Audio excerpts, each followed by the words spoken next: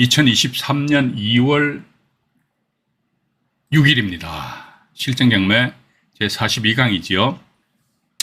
화면에는 대법원 2020마 1267 결정 이 사건이 나와 있습니다. 이게 최근에 2020년도에 대법원에서 결정이 났으니까 최근에 따끈따끈한 결정이잖아요. 이게 뭐냐면은 2008마 212 결정하고 케이스가 똑 떨어져요. 똑같은 건데, 똑같은 케이스인데, 이 대법원 이 결정이 말이죠. 이거는 2020마 1267 결정은요, 매수인 낙찰자가 임차인을 끌어안아라 라는 그런 사건입니다. 그래서 물건 내역 보시니까 경남 거제시 장평동에 소재하는 아파트인 것 같습니다. 사건 개요는요, 통영요 사건이 통영 지원 사건이에요. 이것도 제가 조금 이따 경매 정보 보여드릴게요. 2019 타경에 뭡니까 5200 저도 좀 적어놔야겠네. 잠깐만요. 어디가 안 적어놔 버렸네. 통영 2019 타경에 5200 네, 5200 해가지고 그래서 일단은 요 사건이 이제 어떻게 됐느냐 그러니까 이거에 봐가지고 자, 보십시오. 2016년 6월 30날 해가지고 갑이라는 분이 같은 날짜에 전세권 설정하고 전입신고하고 확정일자 또 받아놨어요. 그리고 나서 한 2년여 후인 2018년 10월경에 가압류, 10월, 10월 이후입니다. 이후 해가지고 가압류가 4건, 압류 1건 해가지고 막 한 5건 이제 줄줄이 사탕으로 쫙 설정되어 있었어요. 그러니까 이렇듯이 이런 가압류와 압류가 설정되어 있으니까 갑이란 분이 아무리 전세권 먼저 설정하고 전입신고를 먼저 했다 손 치더라도 이 뒤에 있는 가압류하고 압류 이게 해결이 안 된다 하더라 그러면요. 집주인 입장에서 보증금을 반환해줄 그런 여력이 없으면 반환 못해줄 거 아닙니까? 그죠? 이래야 설정 어떻게 한다 하더라. 갑이 집주인한테 내 전세금 2억 2천만 원 돌리도 이러니까 돈 없다 하면서 네가 방 빼서 나가라. 그러니까 결국 뭐다? 방 뺀다 그러니까 부동산 중개업소에 방 내놔도 방도 안 빠지잖아요. 그죠? 가압류가 4건인데 압류가 1건인데 어떤 핵가닥한 사람이 이 물건 임차 계약 임대차 계약 체결합니까? 안 하거든요. 그러니까 이 갑이라는 사람이 열받아가지고 씩씩씩 그러니까 아파트니까 아파트는 거야 뭡니까 전세권에 비해서 다이렉트로 다 임의경매 신청한 거예요.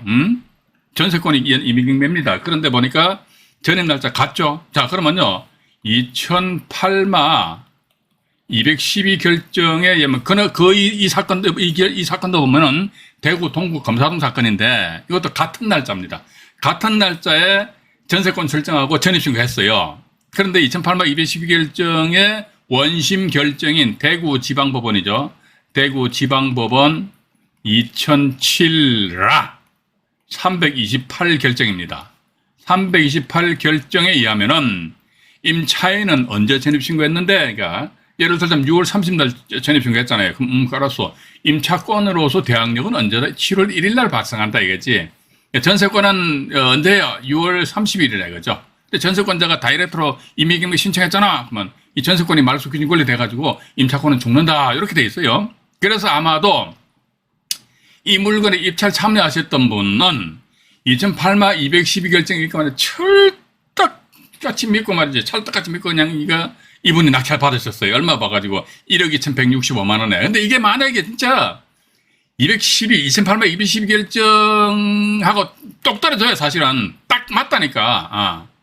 맞는데 법원에서 이걸 인정을 해준다 그러면 이번 같은 경우는 우와 돈 벌었지 1억 벌었지 그죠? 1억 2,165만 원 낙찰 받아가지고 만약 이게 전세 2억 2천 전세 나쁜다 그러면 그러니까 이 뒤에 있는 가압류 4건하고 압류 1건 때문에 방이 안 빠졌겠지요. 근데 경매 결과 이것이 다 말소되어 버린다면 방은 술술술 잘 빠지겠지요. 근데 얼마? 1억 2,100만 원에 낙찰 받아가지고 2억 2천만 원에 전세 놓으면은 나는 얼마 벌지요? 1억 벌지요? 이렇게 돈 벌기 쉽죠, 그죠?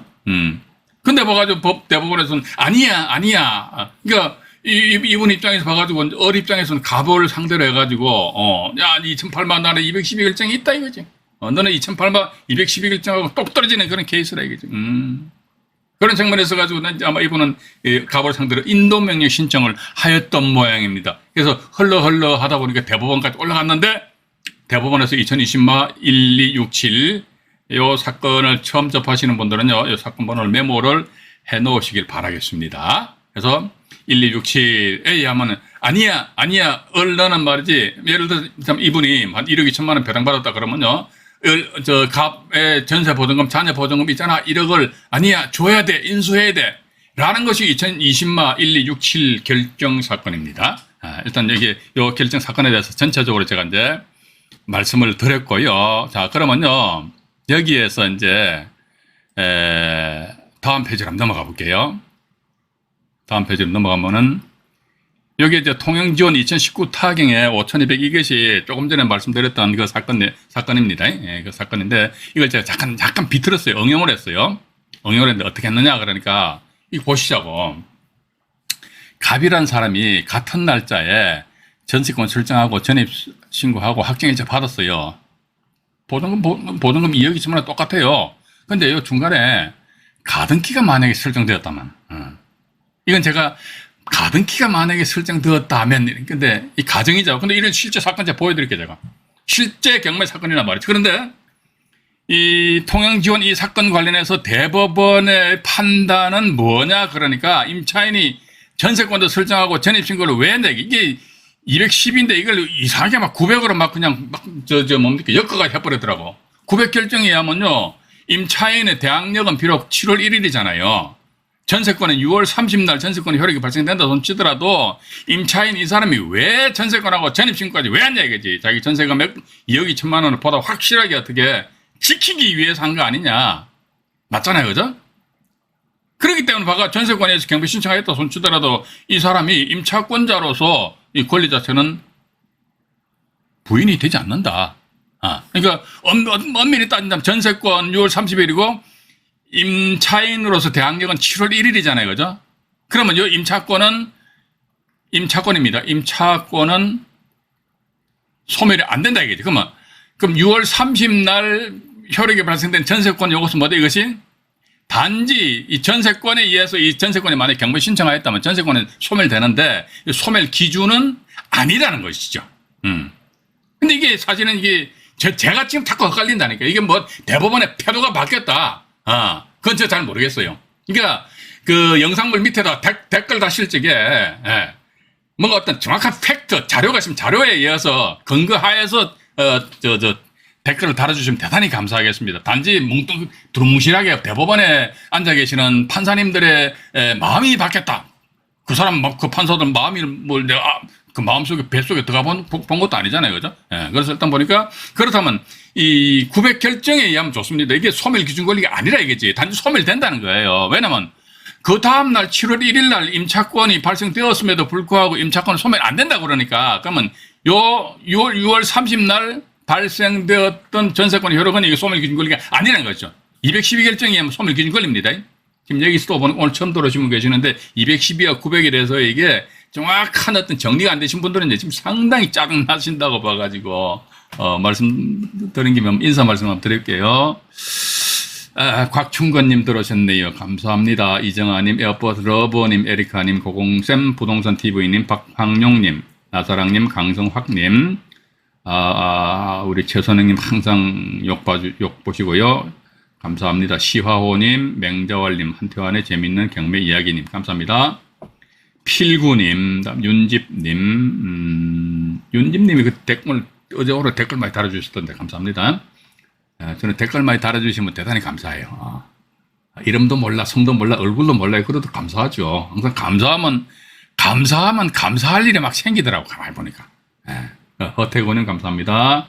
어호님, 다음에 에리카님 아까 인사드렸나요? 다음에 민주지사님, 민주지사님 오늘 처음 참석하신 모양이네요. 가능하시면 이제 매주 저희는 월수금 저녁 8시부터 한 1시간 정도 라이브 방송이 진행하고 있거든요. 그래서 가능하시면은 라이브 방송 참여하시는 것이 좀 좋으실 것 같아요. 아니, 뭐 정이 시간이 안 나신다 그러면요, 재방송도 뭐 보시면 뭐 큰 문제는 없지 않느냐 하는 그런 생각 가지게 됩니다. 그리고 또 누구신가요? 아리수님, K커피 향기님, 마마까꿍님, 류병직님, 이명남님, 아이고 마마까꿍님 오늘도 대단히 감사합니다. 또 내를 아침에 이제 아메리카노 한 잔을 더 아주 맛있게 먹겠습니다. 고맙습니다. 박헌석님, 자연이 조아님, 임상훈님, 그 다음에 강물님이신가요? 네, 룰루랄라님, 그 다음에 또 누구신가요? 부부익선님, 박대원님, 나덕진님, 여운배님, 홍대의님, 그리고 또 김혜진님, 리키님, 지각은 아닙니다. 네. 또 누구신가요? 최현수님이신가요? 그 다음에 지광원 셰프님 오셨네요. 감사합니다. 혜성님, 그 다음에 또 누구신가요? 하태식님, 네, 감사합니다. 이제 지금부터는 이제 채팅창을 안 보고 방송에로 이제 집중을 하도록 하겠습니다. 여기 보니까 이제 제가 이 사건이 조금 전에도 말씀드렸습니다만은 이제 사실은 212하고 똑 떨어지는 사건인데 900으로 봐가지고 그래서 전세 이분이 2억 2천만 원이잖아요. 누가 1억 2천만 원에 낙찰 받았는데 만약에 212를 이게 우리 경매인 입장에서 돈이 왔다 갔다 하는데 1억이라는 돈이 왔다 갔다 한다는 거 아니에요? 1억이라는 돈이 작은 돈입니까? 지금 제가 우리 저 시청자 여러분들한테 말이죠. 이 대명청자에서 뻥치겠습니까? 사기치겠습니까? 거짓말하겠습니까? 이거 거짓말해서 될 상황이 아니라니까. 선동을 제가 선동도 하는 게 아닙니다. 제가 왜 선동합니까? 저는 정치할 사람이 아니기 때문에 저는 선동 안 해요. 있는 그대로 팩트를 그대로 이제 놓고 이제 한번 분석을 해보자 이거죠. 그래서 제가 항상 드리는 말씀인데 212 결정이 자체는 사실은 어떻게 보면 대법원 홈페이지 들어가시게 되면요. 2008년 212 결정 같은 경우는 이 결정문이 공보 불개돼 가지고요. 검색이 안 됩니다. 이거는 이제 대법원 홈페이지 들어가셔가지고요.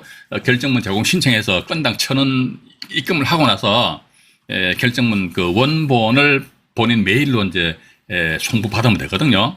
근데 900 결정은 그 대법원 홈페이지에서 열람하실 수가 있어요. 그런데 어쨌든 좋습니다. 210인데 대법원에서 900으로 받다는 거죠. 900으로 보면 임차권은 불소멸했다. 임차권 불소멸한다. 그런데 그렇다면은 앞에 있는 전세권은 소멸 기준 권리가 아니다. 그러면 어떤 게 소멸 기준 권리지? 요게 소멸 기준 권리잖아요. 그죠? 가압류이게 소멸 기준 권리잖아요. 그럼 가압류이게 소멸 기준 권리면은 이 소멸 기준 권리보다 가등기가 앞에 있잖아요. 앞에 있으면 요 가등기를 어떻게 되는가? 인수가 되게 인수. 불소멸이죠. 불소멸. 맞잖아요. 그럼 우리가 이게 또 이게 좀 헷갈린다. 왜냐면 이게 만약 인수가 소멸 안 된다 이거죠. 불소멸. 불소멸 된다더라 그러면요. 세상에 말이지 저기 선순위에 가등기가 있는데 이 가등기가 인수되는 가등기 있다. 그럼 이거 누가 입찰 들어와서 낙찰 받았으면 누가 있겠습니까? 아무도 응찰 안 한단 말이죠. 그죠? 그러면은 2017년 5월 30날 이거 잘 들으세요. 정말 집중하셔야 됩니다. 이건. 우리 방송은 이런 무슨 뭐 브이로그나 그런 쓸데없는 그런 방송이 아니에요. 이게 돈이 되는 방송이기 때문에 정신 똑바로 들으셔야 된다고. 2017년 5월 30날 가등기 설정했잖아요. 근데 전세권은 언제 설정했습니까? 한 1년 전에 2016년 6월 30날 해가지고 전세권 설정했는데 아니 전세권 설정 이후에 건 1년여 후에 설정된 가등기 이게 말이지 경매 결과 소멸되지 않는다 그러면은 후순위에 이런 가등기로 인해가지고 선순위 전세권자 이 사람이 대단히 했던 불이익을 당하는 그런 결과가 되잖아요. 그죠? 가등기 인수된다면 나중에 낙찰 받는 사람이 가등기권자가 나중에 본등해버린다면요. 낙찰자 떼어봐서 소유권을 상실할 수도 있단 말이죠. 그죠? 불소멸은, 왜냐면 이거는요. 분명히 2010마 900 결정에 의하면요. 말소 기준 권리는 전세권이 아닙니다. 소멸 기준 권리 전세권 아니에요. 그럼 어떤 게 소멸 기준 권리인지 가압류액의 소멸 기준 권리라니까요. 그럼 좋다 이거지. 가압류액의 소멸 기준 권리니까 임차인의 대항력은 2016년 7월 1일이잖아요. 근데 말소 기준 권리가 2018년 10월 15일이니까 빨리 전입신고해서 대항력을 갖췄으니까 좋다 이거지. 이 사람은 대항력이 있다 치자 이거지. 그러면 이 가등기가 설정된 가등기는 어떻게 되는 가등기도 같이 불소멸해야 될 거 아닙니까? 아니면 아니야 임차인만 보호해줘야 되니까 임차권은 소멸되지 않고 가등기는 소멸되는 거야. 그러면 임차인 입장에서 봐서는 소멸 기준 권리가 요게 되고 가등기권자 입장에서 봐가지고 소멸 기준 권리가 요게 됩니까? 소멸 기준 권리가 그럼 하나의 경매 사건에 소멸 기준 권리가 두 개가 될 수 있겠습니까? 왔다리 갔다리 한다고요? 그건 말이 안 되지. 기준이 없잖아요, 그죠? 그래서 이게 일단 여기에 말소 소멸 기준 권리다면 이 가등기 이것도 불소멸 인수가 돼야 되지 않겠느냐? 그죠? 인수입니다. 자, 여기서 이제 다시 또 다른 사례를 또 보여드릴게요. 이건 뭐 조금 전에 이겁니다. 이분이, 갑이 이분이 임의경매 신청하니까 아까 1억 165만 원에. 근데 여기서 응용을 한 부분은 뭐다? 이 말소 기준 권리라고 이 대법원 2010마 900결정에서 언급하고 있는 요 말소 기준 권리 좋다. 이거보다 먼저 빨리 가등기가 또 설정됐다면 이 가등기는 역시 마찬가지 임차권 불소멸을 인수하는 것처럼 가등기도 인수가 돼야 되지 않겠느냐. 응용해서. 자, 그러면 요런 케이스 또 이제 이 경매 사건번호 2014 타경으로 나갑니다. 조금 오래된 사건인데요. 이것도 제가 보여드릴게요. 이것도 역시 마찬가지. 요건 이제 가등기 설정되고 했는데, 잠깐만요. 이게 먼저 목포 지원 경매 사건입니다. 2014 타경이죠, 그죠? 2014 타경에 요것도 제가 사건번호 하나 적어놓을게요. 목포 2014에 2878 해가지고요. 이게 요것만큼은 이제 우리 시청자 여러분들 진짜 집중하셔가지고 잘 한번 들어보십시오. 왜냐면 제가 경매 신이 아니에요. 제가 이야기하면서도 저도 틀리게 이야기할 수도 있다니까요. 제가 이야기하면 다 맞는다는 게 아닙니다. 그래서 일단 가등기는 매각으로 말소됐다 이렇게 표시되어 있잖아요. 그래서 이 등기부등본을 조금 이따 보여드릴게요. 목포 지원 이 사건입니다. 같은 날짜에 2012년 3월 6일입니다. 같은 날짜에 A가 전세권 설정하고 또 같은 날짜에 A가 전입신고 다 하셨어요? 이는 뭐 전입신고 이게 문제라 이게. 근데 또 같은 날짜에 B가 가등기를 딱 설정했어요. 그런데 보니까 전세권은 부동산 등기부상의 을구상에 표시되잖아요. 그죠? 가등기는 어디에 표시됩니까? 갑구상에 표시되잖아요. 그러니까 동일한 날짜에 을구, 갑구 하니까 별구죠. 별개의 구잖아요. 별구. 갑구 대 갑구면 동구인데, 동구 하니까 같은 구잖아. 딱 같은 구. 근데 보니까 갑구 대 을구 하면 이게 별구 이렇게 나오거든요. 동일자에 별구상에 서로 상이하죠. 전세권과 가등기가 설정되면 서로 상이하잖아요. 이 상이한 권리들이 설정되었을 경우는 그 선우는 뭘 가지고 따진다는 게 동순, 동구 같은 건 순위번호,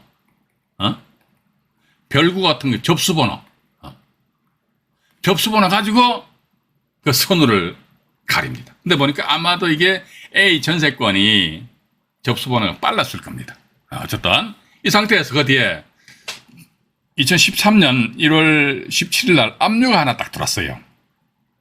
압류가 들어오니까 이 A라는 분이 임의경매 신청하였습니다. 이것도 아마 공동주택 아파트인지 하여튼 그 같아요. 좀 더 경매 정보 보여드릴게요. 임의경매 신청하고 이분이 낙찰 받으셨어요. 전세금 8천만 원인데 이분이 7,700만 원 낙찰 받아가지고 본인이 채권 상계 신청해서 끝난 사건이에요. 근데 이 자리에 A가 아니고 다른 사람이 만약에 다른 사람이 C라는 이 A가 아니고 만약에 C라는 사람이 낙찰받았다. 7천만 원 선에서 낙찰받았다. 이렇게 우리가 가정을 하자 이거죠. 그죠? C라는 사람이 7천만 원에 낙찰받았다. 이런 식으로 봤을 적에 이것도 역시 마찬가지. A 같은 날짜에 전세권 설정하고 같은 날짜에 전입신고했다더라. 그러면 대법원 2010마 900결정에 하면 임차권 불소멸이죠. 불소멸이잖아요. 임차인의 자기 보전금액을 보다 확실하게 지키기 위하여 이런 식으로 이제 대법원 판사님들이 그렇게 이렇게 이야기하셨으니까 자기 보전금 지키기 위한 것이니까 당연히 임차권 불소멸이잖아요. 그죠? 불소멸이에요. 불소멸. 그럼 이 B 가등기는 어떻게 되는데 봐봐. 자, 이게 불소멸이라는 것은 뭡니까? 이 임차권이 불소멸된다는 것은 본 사건에 있어서 말소 기준 권리를 뭐로 봤다? 2013년 1월 17일자 압류 이걸 말소 기준 권리를 본 거 아닙니까? 그럼 이게 말소 기준 권리입니다. 그럼 B 가등기는 한 2012년 3월 6일 날 가등기 설정했으니까 앞에 있으니까 이 가등기는 소멸 안 되고 인수가 돼야 될 거 아닙니까? 인수. 그죠? 지금 제가 이렇게 말씀드린 부분에 있어 가지고 이해가 안 가신다면 채팅창에 한 번 더 설명을 부탁합니다. 이렇게 말씀하시면 제가 보고 다시 한 번 더 설명드릴게요. 이게 상당히 제가 볼 적에는 왜냐면 이게 따질 건 따져보자 이거지. 그냥 우리가 그냥 좋고 좋은 게 좋다고 하니 두리뭉실하게 그냥 넘어가지 마십시다. 따질 건 따지고 넘어가자고. 맞잖아요. 그죠? 그래서 일단, 채팅창에 보니까 아무런 글도 없으니까 맞벌이 진도 나갈게요. 자, 그러면 어쨌든 봐가지고 요 2013년 1월 17일 압류 등기가 말소 소멸 기준 권리를 본다 이게 대법원 2010마 900 결정에 의하면 따라서 임차권 불소멸이고 가등기도 불소멸입니다. 인수가 돼야 됩니다. 근데 밑에 보니까 가등기는 매각으로 뿅뿅뿅 어떻게 됩니까? 말소되었다고 나와 있는데 이게 뭔 좋아요 해가지고 가등기는 매각으로 말소가 되었답니다. 무슨 스토리냐 이게 등기부등본일 겁니다. 자, 등기부등본 나와 있죠. 여기 나와 있잖아요, 그죠? K커피 향기님 다시 한번 더 설명드릴까요? 다시 한번 설명드릴게요. 여기 보면요, 여기 뭐 어떻게 나와 있냐. 이게 그렇게 간단한 게 아니라니까. 이 경매 투자를 통해서 뭐 돈 번다고 하니까 그냥 뭐 다른 채널에 영상에 보면 마침 도깨비 방망이처럼 뚝딱뚝딱 돈 쉽게 벌 것 같죠, 그죠? 어려워요. 이게 경매뿐만 아니라 다들 잘 아시잖아요, 그죠? 근데 우리가 이런 아주 미묘한 부분에 있어가지고 나름대로 몰라. 그럼 법원에서 하면 아유 법원에서 저렇게 의당 저렇게 집행하니까 얼마나 똑바로 집행했겠냐 이렇게 어리버리한 생각을 가지면 그 사람 평생 법원 왔다 갔다 해봤자 돈만 못 봐요 봐가지고 따지고 이렇게 접근한다 이거지요. 지금 보시니까 요게 소유권 이전 등기 청구권 가등기가요 이게 이겁니다. 이 B 가등기 설정 날짜 2012년 3월 6일이죠. 요 날짜가 2012년 3월 6일 나와 있잖아요, 이거. 이 가등기 건자일이 나와 있어요. 해보니까, 요건 지금 제가 등기부등본을 좀 짜집겠습니다. 5번, 이게 5번 가등기잖아요, 5번 가등기. 5번 가등기 말소됐대요. 말소 사유가 뭐야, 보니까, 뭡니까? 임의경매로 인한 매각이랍니다. 아니, 이상하잖아요, 봐가지고. 그러면, 가등기는 말소시킨다? 그러면 가등기는 말소시켰다? 그럼 말소기준권이 어떤 거냐 이게지? 맞다는 거죠? 말소기준권이 어떤 겁니까? 이건 A 전세권입니까? 뭡니까 도대체? 그러니까 대법원 2010년 900 결정에 의하면 말소기준권이 이게 돼야 됩니다. 그런데 이 등기부 등본이 분명히 임의경매라는 매각으로 말소된 거 아닙니까? 매각으로 말소돼 버렸어. 그럼 말소기준권이 어떤 거예요? 전세권, 이게 이제 동순 별접하니까 접수번호 있죠. 여기 접수번호 요겁니다, 이게. 여기 있네. 4257호 요겁니다. 아마 전세권은요, 4256호일 겁니다. 그럼 접수번호가 딱 한껏 빠르잖아요. 그죠? 빨라도 이게 순순이야. 따라서 전세권 요것이 말소기준 권리니까, 야, 너는 나보다 한껏 뒤잖아. 그럼 너 같이 죽어. 이게 등기부 등본을 보게 되면은 전세권 이걸 말소기준 권리를 본 것이고, 대법원 2010만 900 결정에 의해서 보면은 이것이 말소 기준 권리인 것 같고, 그죠? 근데 만약에 이게 말소 기준 권리다, 그럼 따라서 B 가등기가 소멸한다고 인수가 된다, 예? 인수가 된다. 그러면 B 가등기보다도 먼저 앞서 설정된 전세권 이 사람의 이익을 대단히 침해하는 그런 결과가 되잖아요. 가등기 말소 안 된다. 그럼 나중에 낙찰 받더라도 나중에 가등기권자가 본등기 뿅 해버리면 낙찰자 소유권 잃어버리잖아요. 그죠? 엄청 위험한 게임이거든. 그래서 따라서 누가 아무도 안 들어온다고, 아무도. 더더군다나 보십시오. 이 물건 같은 경우는 누가 낙찰 받았느냐, 이게 전세권자 본인이 경매 신청하고 본인이 낙찰 받았어요. 본인이 낙찰 받았는데 이 가등기가 만약에 이게 말소 기준 권리를 해가지고 소멸한데 인수가 돼버린다면은 이 사람이 낙찰 받았잖아요. 그죠? 그럼 B 가등기권자가 나중에 뿅 해가 본등기 해버려, 본등기. 그럼 이 사람 낙찰자 소유권 상실해버린다니까요. 그럼 전세권자 지위를 대단히 이제 지위가 불안정해지잖아요. 그죠? 그래서 이게 도대체 어느 장단에, 저도 모르겠어요. 저도 자꾸 이러니까, 저도 모르겠어요. 야, 그럼 네가 모르면 어떡하냐. 제가 큰 대수라고. 저도 모르는 거 모른다고 그럽니다, 제가. 저도 헷갈린다니까. 도대체 이게 어느 장단에 맞춰가지고 춤춰야 되느냐. 그러면 이거 보니까, 대법원에 앉아 계신 대법원 판사님들, 대단하신 분들이잖아요. 대단하신 분들인데, 그분들이 법조인이고 법률 공부를 몇십 년 동안 공부하신 분들인데, 그분들이 나름대로 어련히 알아가지고 대법원 2010마 900 결정에서 후속 타로 말이지. 대법원 또 2020마 또 나왔잖아요. 그죠? 2020마 이게 후속 타로 또 나왔다 이게지요. 또 나왔다는 겁니다. 그죠? 그렇다면 우리 투자자 입장에서는 이런 케이스를 할지라도 이제 저는 그게 참 이런 현실이 좀, 어떻게 보면 안타까워요. 왜냐면 분명히 212결정에 대해서 제가 지난 시간에도 이 대법원 2008마 212결정 결정 원본을 방송에서 보여드렸던 것으로 기억이 납니다. 왜냐면 저기 제가 2023년 1월 31일 현재 그 대법원으로부터 이거 결정문을 메일로 송부받았어요. 받았단 말이지. 받아가지고 여러분들한테 보여드렸잖아요. 제가 그때 말씀 안 드렸습니까? 만약에 2008마 212결정이 완전 허당이야, 껍데기야, 아무런 효력이 없어.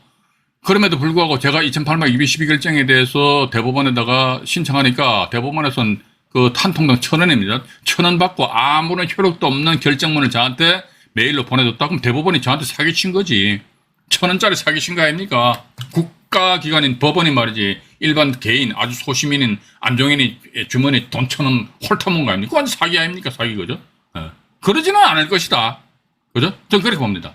국가기관에서 그러지는 않을 것이다. 그런 시잘데없는 짓거리는 안 할 것이다. 그럼 도대체 뭐냐, 이거지. 900결정에 의하면은 이게 말소기준 권리 되는데. 만약 이거 말소기준 권리 하게 된다면은 가등기 인수가 되는데. 가등기 인수가 된다면은 전세권은 어떻게 불책의 손해를 보게 되는데. 그런데 이 사건에 있어서 등기부등본을 보게 되면은 가등기는 매각으로 말소됐다 이런 거거든요. 매각으로 말소됐다 이게. 말소됐으면 일단 말소기준 권리 뭐냐? 이건 아니고 또 이거다 이거죠. 그럼 이게 전세권의 말소기준 권리면은 같은 날짜 전입신고는 임차권도 당연히 죽여야 될 거 아닙니까? 그죠? 아니야. 가등기만 죽일 거야. 임차권은 안 죽일 거야. 이렇게 하는 거예요? 예? 그거는 저는 아니라고 보고 있습니다. 그럼 가등기권자 입장에 기분 나쁘지. 왜 나만 죽이냐? 얘는 왜 안 죽이냐? 임차권 왜 안 죽이냐? 이거지. 맞잖아요. 그죠? 그런 식으로 이제 우리가, 한번 좀, 저는 이렇게 그렇게 고민을 하고 있습니다. 그래서, 안나 하이님, 전세권이 8천만 원인데 낙찰 금액이 적다. 지금 제가 설명하고 있잖아요. 이 방송을 잘 들으셔야 됩니다. 예. 이게 봐가지고 지금 이제 전세권만 제가, 오늘 아마 전세권 종합 정리해서 4번째 시간인데요. 전체적으로 다 보셔야 돼. 다 들으시고 나서 질문 주셔야 돼요. 봐가지고 그냥 막 지엽적으로 막 질문 주시면요. 제가 막 짜증이 나요. 봐가지고. 전체적으로 딱 보시고, 그러니까 말 그대로 주막안산격입니다. 말 타고 가시면서 산세를 보세요, 산세. 예. 산에 심어져 있는 나무가 소나무냐, 전나무냐, 잣나무냐 말이지. 나무를 볼 게 아니고요. 산세를 보세요. 전체를 다 보시라는. 전체 보신 상태에서 나면, 이거 보니까, 이 건 같은 경우는요, 보면, 저도 이거 모르겠습니다, 봐가지고. 그러면, 이거는 말수됐잖아요. 가등기 말수됐잖아요. 그죠? 이거 제가 모른다니까, 제가. 이거 저한테 질문 주면 저는 답 못 구해요. 못 드립니다. 이게 가등기 말수됐잖아요. 임의경매라는 매각으로 말수돼 버렸어요. 그러면 만약에 전세권자가 경매 신청에 전세권도 말수돼요. 이게 말수기준 권리는 아니고 말수된다. 그러면 문제는 이게 임차권이거든요. 임차권. 그죠? 임차권인데, 과연 이게 만약에 말수가 안 된다. 그래? 낙찰자 인수상이 된다 하더라고요. 만약에 8천만 원인데, 본인이, 만약에 C라는 사람 7,700원 낙찰 받아가지고 A가 7,700만 원 다 배당받아갔다 치자. 이게 이제 경매 비용은 뭐 좀 차치하고. 그럼 나머지 300에 대해서는 C가 물어줘야 됩니다. 왜? 인수가 되니까. 근데 과연 이런 부분에 있어서는 제가 볼 때는 대법원에서 나름대로 어떤 그 교통 정리를 좀 해줘야 된다. 라는, 그렇게 아마 좀 봐야 되지 않을까. 저도 이제 이렇게 함으로써 제가 이제 212에 대해서는 앞으로 이제 3기 라방에서 이제 2008마 212결정에 대해서는 제가 언급을 안 하려고 합니다. 언급을 하면 처음 들으시면 더 헷갈리거든요. 그래서 차라리 그냥 2010마 900결정에서 요런 경우는, 낙찰자가 한마디로 독박 쓰니까 이런 물건 하지 마시고, 제가 말씀드렸죠. 경매인 입장에서 전세권이 설정된 물건을 딱 건드릴 수 있는 방법, 유형이 3가지가 있다, 이거지. 3가지 전부 다 전입신고 안 해야 돼.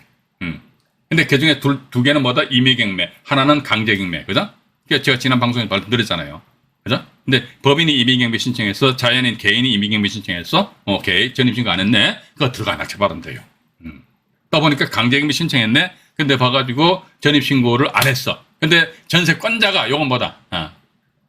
무조건 어차피 전입신고하면 안 돼요. 전세권자가 배당 요구했어. 그럼 전세권 죽어. 전입신고 안 했으니까 임차권 없어. 그런 물건 들어가세요. 그런 물건 들어가시게 되면은 인수하고 자시고할 그런 게 없다는 것입니다. 봐가지고 고공선 부동산 TV는 아주 귀중한 의견을 제시해 주셨네요. 자신의 권리를 강화하기 위해 두 개의 권리를 설정하였는데 임차인으로서 권리를 말소하는 것은 대법원 판례의 취지에 맞지 않기 때문에 제3자가 낙찰받았다면 전입 확정은 존속되어야 하는 것이 합당하다고 생각합니다. 이 우리 생각이에요. 우리 생각입니다. 우리 생각인데 그럼 이게 좀 임차인의 그 생각은 좀 다 틀릴 수 있잖아요. 틀릴 수 있는데 그럼 좋다. 임차인의 인수가 되고 가등기는 이렇듯이 해가지고 다 죽어버리고.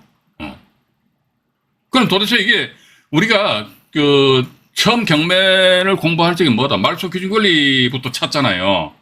그죠? 근데 이런 경우는 임차인에 대해서는 요게 말소 기준 권리야. 가등기에 대해서는 전세권 요게 말소 기준 권리야. 이런 식으로 막 강의하면 사람들이 엄청 헷갈려 버린다니까요. 맞잖아요. 그죠?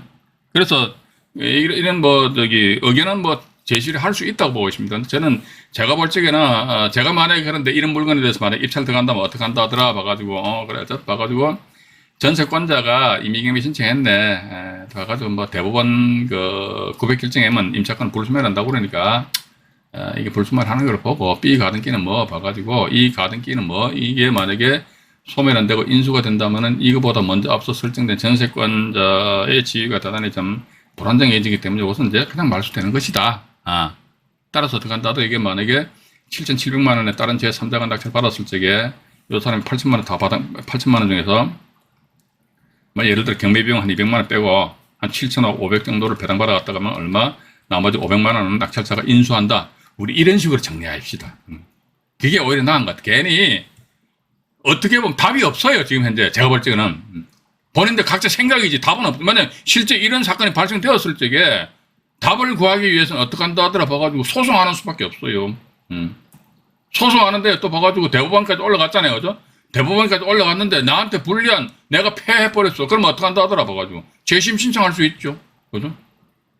재심 신청해가지고 또다시 어떤 판단을 받아볼 수는 있는데 우리는 그렇게 막 그냥 법률적으로 따지고 막 하기에는 너무나도 이 인생이 짧기 때문에 우리가 이 경매 공부하는 목적이 뭐지? 그러니까 돈 벌기 위한 것이다. 맞잖아요. 그래서 아주 K커피 향기님 아니십니까? 지금 제가 여기서 다시 한 번 더 말씀드리는 게 조금 하니까 이 영상물을 나중에 다시 한 번 더 보시기 바랍니다. 대단히 죄송합니다.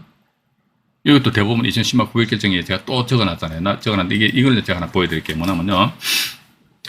주택에 관해서 최선순위로 전세권 설정 등기를 마치고 이렇듯이 전세권 설정했어요. 등기부상에 새로운 이해관계인이 없는 상태에서 전세권 설정 계약과 계약 당사자 등에 동의서 인정 임대차 계약을 체결했대요. 임대차 계약 체결하면 당연히 전입신고겠죠. 그죠? 그래서 전세권 설정 등기를 마치고 나서 그 뒤에 임대차 계약 체결하고 전입신고를 했다 이게. 근데 요 사이에 봐가지고 등기부상에 새로운 이해관계인이 없는 상태에서 이렇게 나옵니다. 이렇게 되면 보니까 전세권자의 지위와 주택임대차보호법상 대항력을 갖춘 임차인으로서 지위를 함께 가지게 된다 이렇게 나와 있거든요. 그런데 만약에 요걸 우리가 살포시 뒤집어 가지고 다시 한 번 더 접근해 보면은 전세권 설정 이후에 만약에 등기부상의 새로운 관계인이 없는 상태였는데 만약에 등기부상의 새로운 이해관계인 하니까 저당권이라든지 가압류 이런 게 딱 설정된 상태에서 임대차 계약 체결했다. 이때는 봐가지고 여기에 보니까 주택임대차보호법상의 대항력을 갖춘 임차인으로서 지위를 함께 가질 수 없다. 요건 싹 지워버려야 된다는 거죠. 일단 그렇게 좀 보시기 바라고요. 그리고 이것도 모레 한 타임 더 말씀드려야겠네요. 이게 참 여기 이 사건은요. 아까 이 대법원 2020마 결정의 원심 결정입니다. 이것은요.